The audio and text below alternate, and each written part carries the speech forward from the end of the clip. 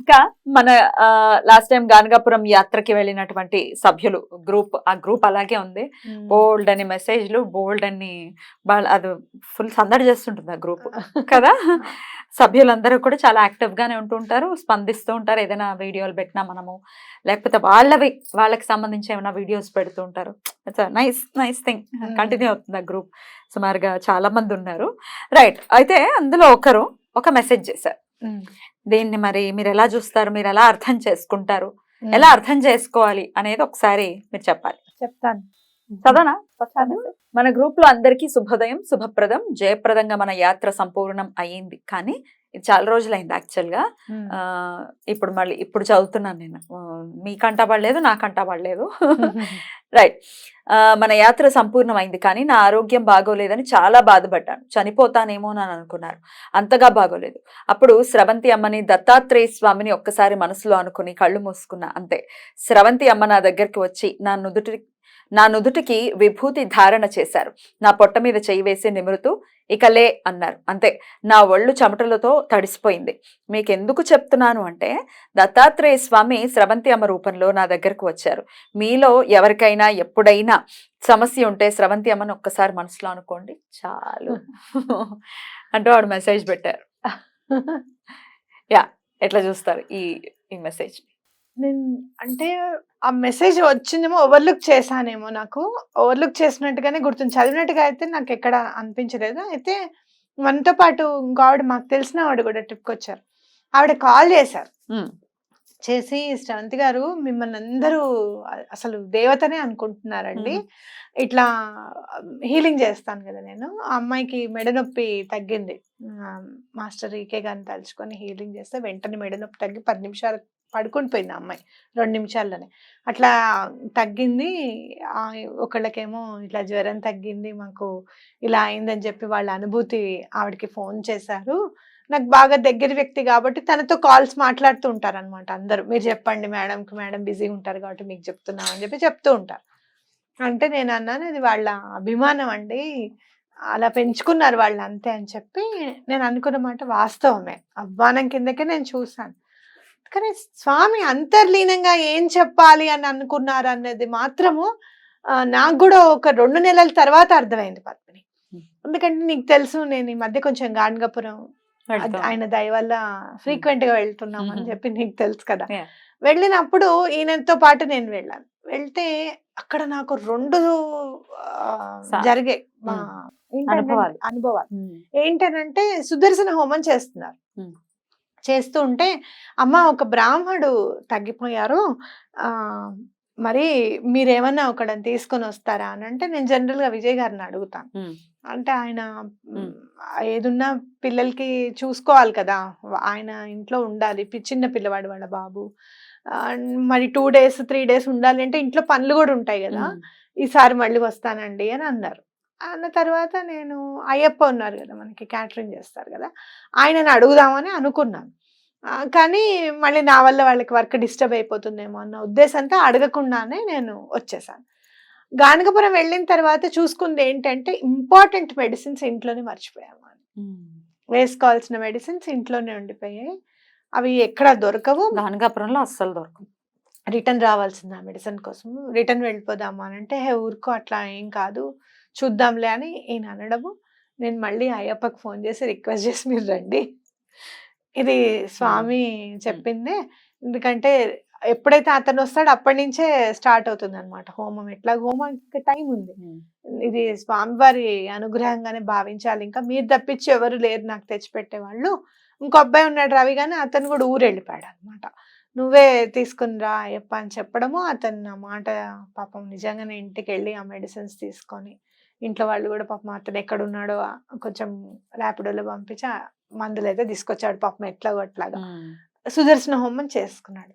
అంటే స్వామి సంకల్పం ఉంటే, మన స్ఫురణకు వచ్చినప్పుడు ఎప్పుడైతే పర్వాలేదులే వాళ్ళని మనం అడగద్దు అని గనక మనం అనుకుంటే, ఎలా తీసుకొచ్చుకోవాలో దారం కట్టైనా తీసుకొచ్చేసుకుంటారు స్వామి అనేది ఇదొక ఇన్సిడెంట్. ఎందుకంటే ఊరు వెళ్ళడం అని అంటే మేము ఎప్పుడు ఏది మర్చిపోం పద్మిని. అసలు డబుల్ చెక్ గా ట్రిపుల్ చెక్ చేసుకుంటాం. ఇక ఉన్నాయి అవి ఉన్నాయి అన్ని చూసుకుంటాం. అలాంటిది మందులు ఎంత ఇంపార్టెంట్ మర్చిపోయాము అని అంటే అది స్వామివారి లీలే. ఇంకా అయ్యప్పని తీసుకురావడానికి అని చెప్పొచ్చు. అలాగే లైన్లో నుంచున్నాం. లైన్లో నుంచున్నప్పుడు మనం మామూలుగా ఎవరన్నా చాలా బాధపడ్డారనుకో పద్మిని, అది నా గుండెల్లో ముద్ర అయిపోతుంది అనమాట. అయ్యో ఎంత బాధపడుతున్నారా అని. చాలా బాధపడుతున్నారు అని అంటే మనం గణగపురం యాత్రకి వెళ్ళినప్పుడు మెట్లు దిగుతూ ఉంటాం అనమాట దర్శనానికి. ఎక్కి కాంప్లెక్స్ ఎక్కి దిగాలి మెట్లు. మనం ఎప్పుడు మనం డైరెక్ట్ దర్శనంకి వెళ్ళిపోతాం కదా, పాదుకా దర్శనానికి వెళ్ళినప్పుడు మనకి ఆ లైన్ కనపడుతుంది, మెట్లు ఉంటాయి. ఒక మెట్లు ఎక్కి దిగుతాం. అది దిగుతున్నప్పుడు ఆవిడ విపరీతంగా బాధపడుతుంటే నేను అన్నాను, మీరు స్వామి సన్నిధికి వచ్చారు, పాదుకా దర్శనానికి తెల్లవారుజామున వచ్చి చేసుకుంటున్నారు, స్వామికి చెప్పండి మీ బాధ ఏంటి అని. అది ఎటువంటి పరిస్థితుల్లో స్వామి తీర్చేస్తారు. ఆ బాధ మిమ్మల్ని పడనివ్వరు, అది మాత్రం ఖచ్చితం, గ్యారంటీ అని అన్నా నేను. అంటే అలానే ఆవిడ అవునా అని అలానే ఆవిడ దండం పెట్టుకున్నారట. అదే కాంప్లెక్స్ లో నేను మళ్ళీ అదే పాదుకా దర్శనం అయిపోయి సాయంత్రం పల్లకి దర్శనానికి వెళ్ళినప్పుడు ఆవిడ గుర్తుకొచ్చారు. పద్మిని ఎలా ఉన్నారు ఆవిడ అని. మీకు ఎవరో తెలియదు ఆవిడ? తెలుసు. తెలుసా? అంటే మన యాత్రకు వచ్చిన ఆవిడే. యాత్రలోనే జరిగిన విషయం చెప్తున్నాను. అప్పుడు బాధపడుతుంటే యాత్ర అప్పుడే చెప్పాను. ఆ తర్వాత నేను మళ్ళీ వెళ్ళినప్పుడు ఆవిడ గుర్తుకొచ్చారు సడన్ గా నాకు. ఈ లోపల ఒక చిన్న పిల్ల చాలా బాగా ముద్దుగా, అని నాకు పిల్లలంటే ఇష్టం చాలా, ఇట్లా చెయ్యి తీసుకొని ఇలా ముద్దు పెట్టుకున్నారు పద్మిని ఆ చిన్న పిల్లని. అనుకున్నా ఇంత కల్మషం లేని మనసు ఉండాలి అని అంటే ఆ చిన్న పిల్లలుగానే ఉండాలి మనం, అప్పుడే అందరికి ముద్దొస్తాం కదా, అవునా కదా? కదా, భగవంతుడికి కూడా మనం అలా చూడంగానే భగవంతుడు మనం దగ్గరికి తీసుకోవాలి అంటే అంత కల్మషం లేని మనసు ఉండాలన్నమాట అని నాకు అనిపించింది. ఎందుకు ఆ నిమిషంలో అలా ఎంత అదృష్టవంతులు చిన్నపిల్లలు అని అనిపించిన తర్వాత 2 నిమిషాలు అంతే ఆవిడొచ్చి నా చేయి తీసుకొని అలానే ముద్దు పెట్టుకున్నారు. శవంతమ్మా మీరు ఇక్కడ ఉన్నారా, మీ గురించి నేను ఇప్పుడే 2 సెకండ్ల క్రితం ఆలోచించాను, మీరు గాణగపురంలో ఉన్నారా అని అంటే అవునండి ఇప్పుడే ఇందాకే గంట అయింది మేము వచ్చి, మీరు ఆ రోజు అన్నారు కదా ఇక్కడ నుంచి అడిగితే స్వామి ఏ కష్టమైనా తీర్చేస్తారని, నా కష్టం తీర్చేస్తారని. అవునా, అసలు ఎంత ఆశ్చర్యం అనిపించింది నాకు అని అనిపించింది.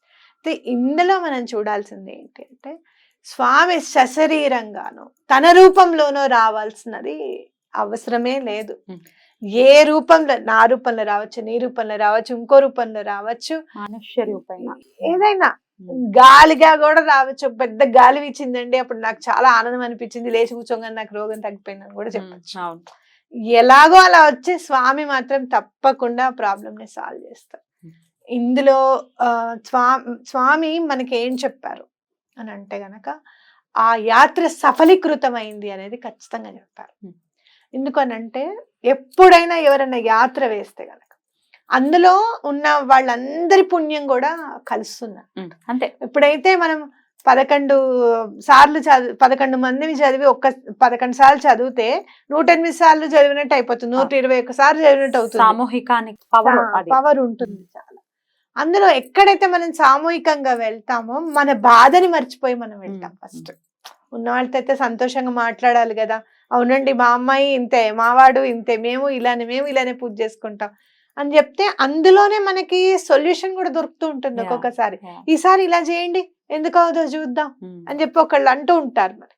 అందుకని సామూహికంగా వెళ్తే చాలా మంచిది అనేది నా అభిప్రాయం అన్నమాట. సో భగవంతుడు నా రూపంలోనో ఎవరి రూపంలోనో ఏదో ఒక రకంగా వచ్చి మన ప్రాబ్లమ్ ని సాల్వ్ చేస్తారు అనమాట.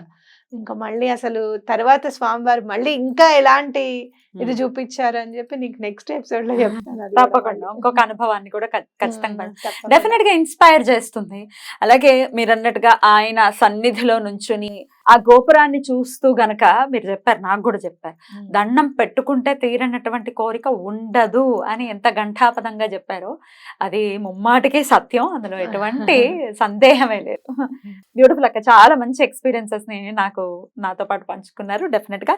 అలాగే ఆవిడ కూడా మన గ్రూప్ లో పెట్టడం జరిగింది. ఇంకోటి ఏంటంటే స్వామివారు తనని అలాంటి స్థితి నుంచి రక్షించి మళ్ళీ మనం చెప్పిన మాటని నెరవేర్చారు. చూసావా, ఇక్కడ చూడు ఆవిడ ఏమంటున్నారు, చనిపోయే పరిస్థితులకు వెళ్ళిపోయాను, అంటే ఒక్క రోజులో ఆ కర్మనంతా కూడా అనుభవింపజేసేసారనమాట. ఇంకా అర్థమైందా నీకు? ఒక విభూతి ధారణ చేసి ఆవిడకి ఆ కర్మంతా అనుభవింపజేసేసి మళ్ళీ కొత్త జీవితాన్ని ఇచ్చారు. నిజంగా చాలా, అది స్వామి కాకుండా ఇంకెవ్వరు ఎవ్వరూ చేయలేరు, స్వామి మాత్రమే చేయగలరు. నిజంగా అక్కడ గానగాపురంలో నుంచినప్పుడు అందరూ ఎవరో ఒకళ్ళు వచ్చి, అమ్మ మేము రెడ్ టీవీ భక్తిలో చూసాము మిమ్మల్ని, మీరు రమ్మన్నారు కదా, అసలు మీరున్నారా, భలే ఆశ్చర్యంగా ఉంది అని అన్నప్పుడు నాకు చాలా సంతోషం అనిపిస్తుంది అనమాట. అంటే మనం చేసింది నలుగురికి అందుతుంది, నలుగురు దాన్ని చూసి వస్తున్నారు స్వామి దగ్గరికి, స్వామికి దగ్గర అవుతున్నారు, సమస్యలు తీరుతున్నాయి వాళ్ళవి అని అంటే మన చాలా అదృష్టం. సంతోషం. ఖచ్చితంగా. చాలా మనం చక్కగా చెప్పటం వల్ల ఇంకొకరికి స్ఫురణ కలిగి, లేకపోతే వాళ్ళకి ప్రేరణ అయ్యి వెళ్ళటం అనేది అదృష్టం ఖచ్చితంగా. ఇది కూడా- అరుణాచలంలో కూడా చూసాం ఇది. ఇది కూడా ఈ ఎపిసోడ్ కూడా అలా ప్రేరణ కావాలి అని చెప్పే నువ్వైనా చదవడం, నేనైనా దీన్ని ఎక్స్ప్లెయిన్ చేయడం. స్వామికి దగ్గర అవ్వాలి ఎవ్వరైనా కూడా అని ఖచ్చితంగా అనుకుని సూపర్ అక్క, చాలా చాలా బాగుంది. మరి మీరు కూడా దత్తాత్రేయుడితో మీకు ఉన్నటువంటి అనుభవాలు, ప్రత్యేకించి గానగాపురం, కురవపురం, ఏదైనా కూడా ఏవైనా మంచి మంచి అనుభవాలు ఉంటాయి, ఖచ్చితంగా కమెంట్ సెక్షన్లో మీరు కమెంట్ చేయండి, మేము చదువుతాము, ఇంకొక 10 మందికి ఇది ఇన్స్పైర్ అవుతుంది కదా అక్క, ఇన్స్పిరేషన్ గా ఉంటుంది. ఖచ్చితంగా ఇంకో 10 మంది మీ ద్వారా కూడా దగ్గర అవుతారు. రైట్ అక్క, thank you so very much. నమస్తే. శ్రీపాదరాజం శరణం ప్రపత్తి, శ్రీదత్తరాజం శరణం ప్రపత్తి.